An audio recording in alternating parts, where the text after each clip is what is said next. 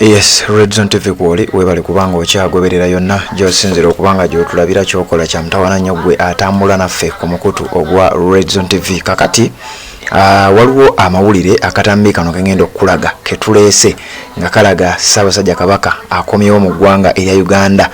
Akatambi kano kafulumiziddwa egimu ku mikutu egy'enjawulo n'abantu ab'enjawulo nga balaga nti Ssaabasajja Kabaka ayitidde ku mazzi okuva mu ggwanga erya Namibia okujja mu ggwanga erya Uganda. Wabula ebibuzo bingi ebizze nga mwe mulina okuvuma ffe abaleese oba abasharinze kubanga amawulire gano bwe gajja tugaleeta then comments zammwe ate ne tubanga tuziwa ekitiibwa. Bw'otunuulira akatambi ako kakulaga nti Ssaabasajja Kabaka akutte umbrella oba manvuuli ng'ayina ne masiki enjeru. Wabula ebintu bino byombi nga bifaanana ekifaananyi ekyafuluma kino kyenjagala okubanga nakyo nkulaga vidiyo n'ekifaananyi masiki enjeru bw'oweetegerezaawo ndowooza olabawo bulungi nnyo awo. Masiki njeru, umbrella oba manvuuli nga ya bbulu. Ebintu ebyo bifaanaganira ddala ekifaananyi kino, simaba kiyinza okuviirayo ddala obulungi ennyo. Ekifaananyi ekyo kiraga nti gaali mawulire agaafulumanga ennaku z'omwezi 2 zaalinga ennaku z'omwezi 2 omwezi ogwokubiri omwaka gwa 2024. Amawulire ago gaafulumira ku mukutu oba website eya CBS FM official website nga bagamba Ssaabasajja Kabaka asiimye n'alambula omwalo gwe Nakiwogo. Ekifaananyi ekyo bw'okiraba ambulera yali ya bbulu ng'alina masiki enjeru.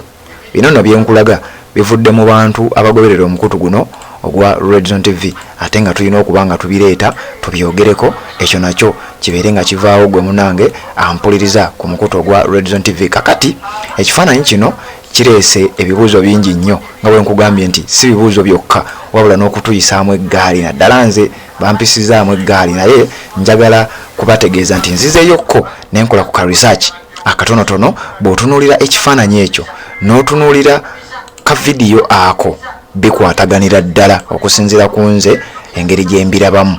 Ako ka vidiyo kankapozinge n'ekifaananyi ekyo bikwataganira ddala. Bw'otunuulira essaati, empale, umbrella ne masiki bikwataganira ddala. Wabula nga bino byebintu byebimu byafulumira ku mukutu official website eya CBS n'omutwe ogugamba Ssaabasajja Kabaka asiimye n'alambula omwalo gwe Nakiwogo zaalinga ennaku z'omwezi 2 omwezi gwa 2 omwaka gwa 2024. Ebiseera ebyo byamabegako naye kati olwaleero bakulaga nti Ssaabasajja Kabaka okukomawo mu ggwanga erya Uganda ajjidde ku mazzi oba ayitidde ku mazzi. Kyesitegedde era kyensoose okubanga neebuuza n'ekinsindiikiriza okugenda okukolako ku research omutonotono nja kutegeeza gwangoberera ku mukutu ogwa Red Zone TV. Ngenze nentakulatakula nendaba nga amazzi agali wakati w'eggwanga erya Uganda n'eggwanga erya Namibia tegabangayo era sigalabye. Simanyi oba bajja kutunnyonnyola bunnyonnyozi nti ayinza okuba ajjidde mu nnyonyi n'ayingira eggwanga lya Tanzania oba eggwanga lya Kenya kubanga ge mawanga gokka ge twawukanya amazzi. Ayinza okuba ayingiridde mu ggwanga lya Kenya oba erya Uganda n'abanga ate ayitira ku nnyanja Lake Victoria okuggukaawo wennyini wagguse kubanga akatambi kalaga awo Nakiwogo. Njagala tugende mpola gwampuliriza ku mukutu ogwa Red Zone TV. Amazzi distance eri wakati w'eggwanga erya Uganda n'eggwanga erya Namibia bw'obanga okozesezza nnyonyi ng'oyise mu bbanga. Kati nno owuliriza okuva Entebbe okutuuka e Namibia mu ggwanga erya Namibia ku kisaawe ekimu ku bisaawe by'amaanyi eky'e Namibia ekimanyiddwa nga Hosea Kutako International Airport waliwo obuwanvu bwe buno bwe njagala okubanga nkutegeeza gwe ampuliriza ku mukutu ogwa Red Zone TV.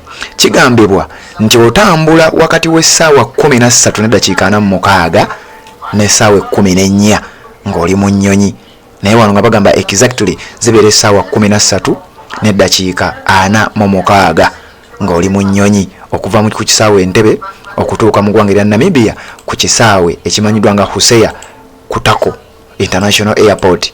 Era waliwo obuwanvu bwa kilometers 2391 okusinziira ku statistics zenfuna wano ye distance eriwo. Naye ate bw'obanga osazeewo kubeera ng'otambulira ku ttaka nakyo kisoboka. Oyinza okugamba nze nja kuyita ku ttaka ngende mu ggwanga erya Namibia. Bw'osalawo oyite mu bbaasi oba ekidduka kyonna ky'osobola okuba ng'okozesa, distance eriwo ate yo mpanvu nnyo nga bw'oyinza okuba ng'okiwulira gwe angoberera ku mukutu ogwa Red Zone TV. Distance eri wakati w'eggwanga erya Namibia n'eggwanga erya Uganda ng'okozesezza wansi, ate wano bandaga nti ovuga essaawa 64 okuva Entebbe oba okuva e Kampala okutuuka e Namibia.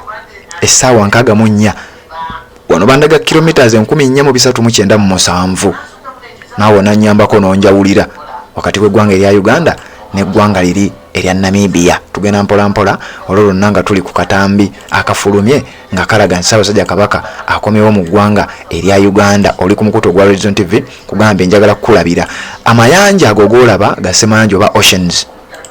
Uganda teyina liyanja lyeyawula oba teyina boda yonna n'eggwanga erya Namibia, nga kitegeeza omuntu okujjira ku mazzi kiyinza okuba ekizibu. Amazzi agali sayidi eno mu bitundu bya Western Uganda ge galiko eggwanga lya Namibia mu kye bayita South Atlantic Ocean, ewala eggwanga erya Namibia nga bw'olaba awo mu katambi k'enkulaga.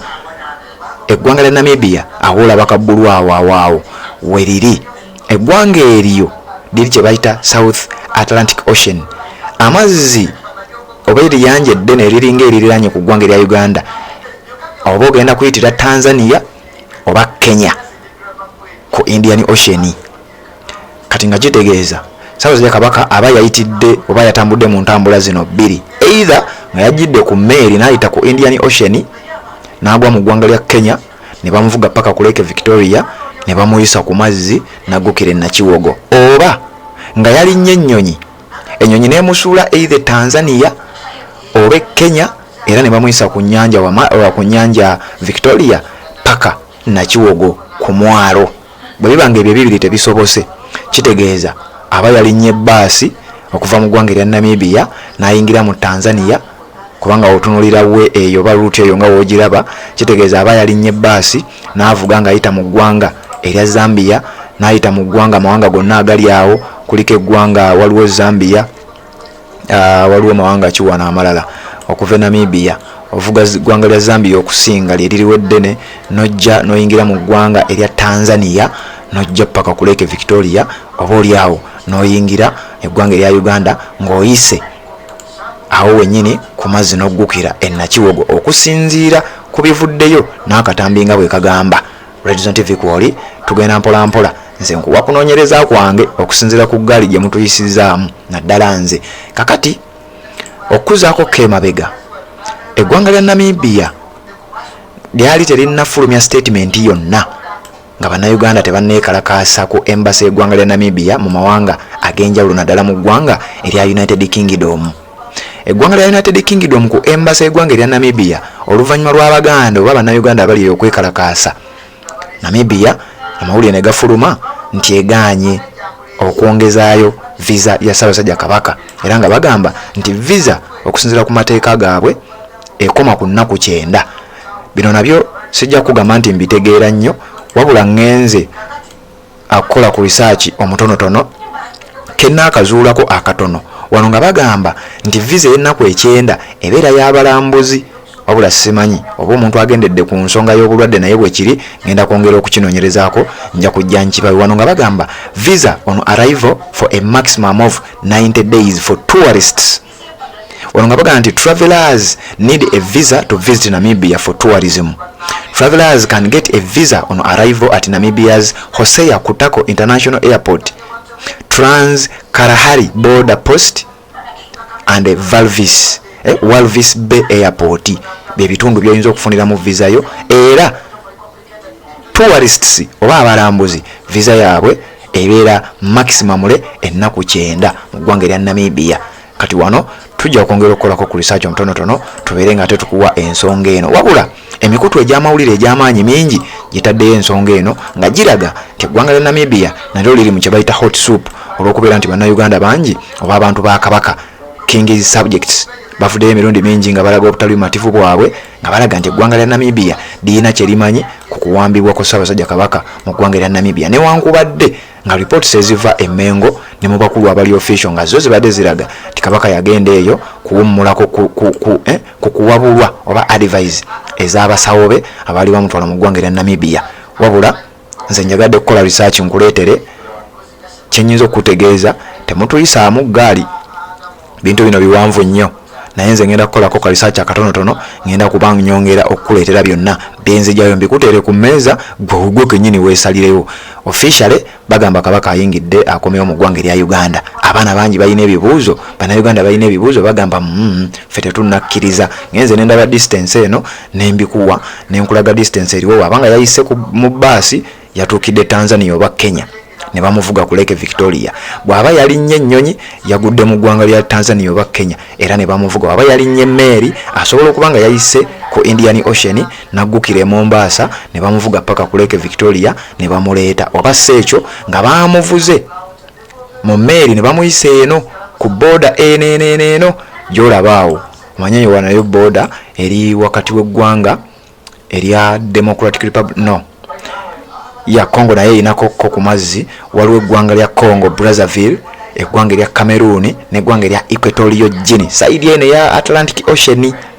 Kati kitegeeza bw'aba yayise ku mazzi ku mmeeri nga yayise ku Atlantic Ocean n'aviiramu wano either ku border ya Democratic Republic of Congo n'eriyanja lya Atlantic Ocean oba ku border y'eggwanga erya Equatorial Guinea n'eriyanja erya Atlantic Ocean oba sekyo mu ggwanga erya Gabon oba mu ggwanga erya Republic of Congo oba kye tuyita Congo Brazzaville najja ne bamuvuga paka mu ggwanga lya Democratic Republic of Congo naggukira ewali Lake Edward.